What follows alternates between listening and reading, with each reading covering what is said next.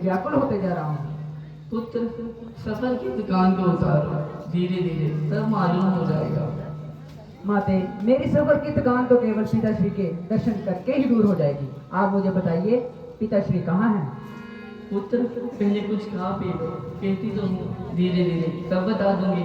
माते, भोजन तो मैं अवश्य करूंगा, परंतु आप मुझे ये बता दीजिए कि पिताश्री कहाँ हैं, तो मैं निसंकोच और पेट भोजन कर पाऊंगा।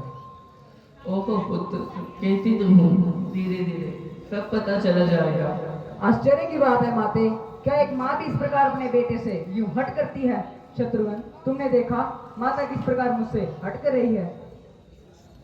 माते, आप स्पष्ट तरह कहिए। पुत्र, ननिहाल में जाके न जाने तुम्हारी तबीयत में इतनी तेजी कहाँ से आ गई है। कहती तो हूँ धीरे धीरे सब बता दूंगी। माते, वही धीरे धीरे गिरट, ये मामला क्या है माते? दूत आया तो उसने जल्दी बुलाया के अलावा अपने मुंह से दूसरा शब्द भी नहीं निकाला, और तुमसे पूछता हूँ तो आपने धीरे धीरे की रट लगा रखी है। ये धीरे धीरे मालूम नहीं किस बला का नाम है। ओहो पुत्र, तुम्हें तो खाम चढ़ गया। कहती तो हूँ धीरे धीरे। क्या बात बता लेगी? आगे एक तेरी धीरे धीरे ना मालूम तुम सब ने मिलकर क्या ही जान की है। मैं कह तो रहा हूँ, दूत आया तो उसने जल्दी बुलाया के अलावा अपने मुंह से दूसरा शब्द नहीं निकाला, और तुमसे पूछता हूँ तो धीरे धीरे की रट लगा रखी है। हे परमेश्वर, यह धीरे धीरे मालूम नहीं बड़ा का नाम है। किस कवि का हिस्सा या कुछ सालों की संख्या को कहते हैं धीरे धीरे? आखिरकार इस धीरे धीरे का कभी खात्मा भी होगा कि नहीं?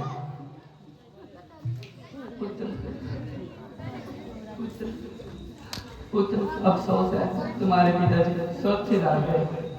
तुम उनके अंतिम दर्शन नहीं कर सकते।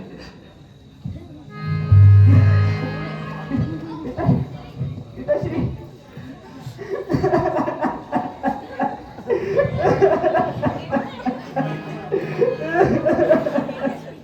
माते,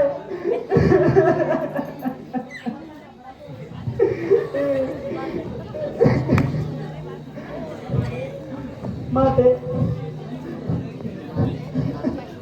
माते, ये कैसे हुआ? आप मुझे विस्तार में बताइए।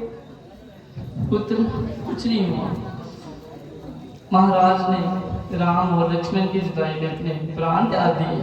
तुम्हें तो तनिक याद तक नहीं किया। क्या पिताश्री के अंतिम समय में भैया रामचंद्र और भ्राता लक्ष्मण वहां नहीं थे? हाँ पुत्र, वो तो पहले ही वन चले गए थे। महाराज ने उनकी जुदाई में अपने प्राण त्याग दिए। हे परमात्मा, ये तेरा कैसा अन्याय है? चार चार बेटों के होते हुए भी पिताश्री के अंतिम समय में उनके पास एक न रहा। माते, माते, होली को कोई टाल नहीं सकता, पर आप फिर भी मुझे ये बताइए कि पिताश्री को रोग क्या था? पुत्र, मैं तुम्हें सब बताती हूँ। पुत्र, असल बात तो ये थी कि महाराज ने राम को राज तिलक देने की तैयारी की थी। मुझे तो बनत तक नहीं थी। भला हो इस मंत्रा का जिसने मुझे सब कुछ बता दिया। अर्थात मैंने तुम्हारे लिए ये जो राजपाट मांग लिया और राम के लिए 14 वर्ष का वनवास मांग लिया। पुत्र, मैंने जो किया सो तेरे लिए किया। अब तू जान और तेरा काम जाने। अरे नमक हराम बच्चा, मुझे लगता है जब तेरी आग लगाई है, ये दाल में तूने कुछ खा लगी है। हाँ, तुझे बताता हूँ मैं।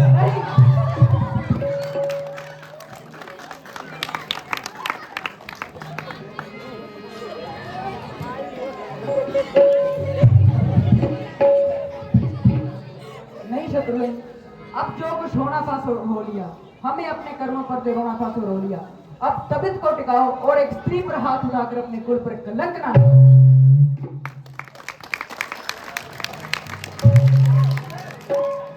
माते, आप कुछ कह रही थी? पुत्र, मैंने जो भी किया तुम्हारे लिए किया। पुत्र, जरा मेरी तरफ तो देख, मैंने तुम्हारे लिए क्या अपना हाल कर लिया। खबरदार, जो मुझे कहने जाना हो। क्या तुझे मेरा बेटा कहने से भी शर्म आती है? अरे मुझे तो तेरा बेटा कहना नहीं शर्म आती है। क्या तू मेरा बेटा बनने से इनकार करेगा?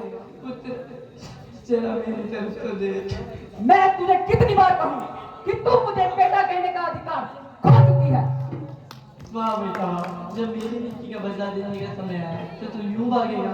अरे बदला तो तुझे तब मिलेगा जब तेरी इन्हीं आंखों के सामने तेरा भरत अपने प्राण त्यागेगा। ये कैसा बेखुदा है पुत्र? ताकि तुझे मालूम हो जाए कि उस माता को शल्य के मन पर श्री राम की जुदाई का किस कदर मलाल है।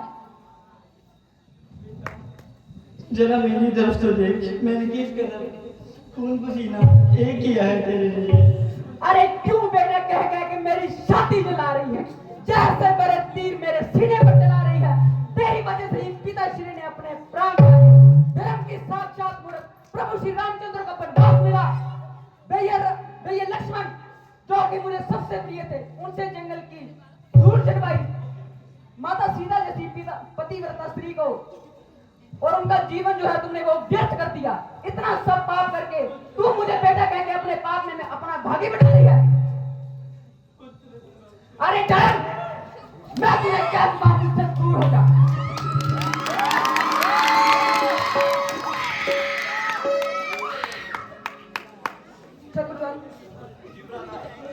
चलो हम शीघ्र ही माता कौशल्या के पास चलते हैं। शीघ्र ही चलो।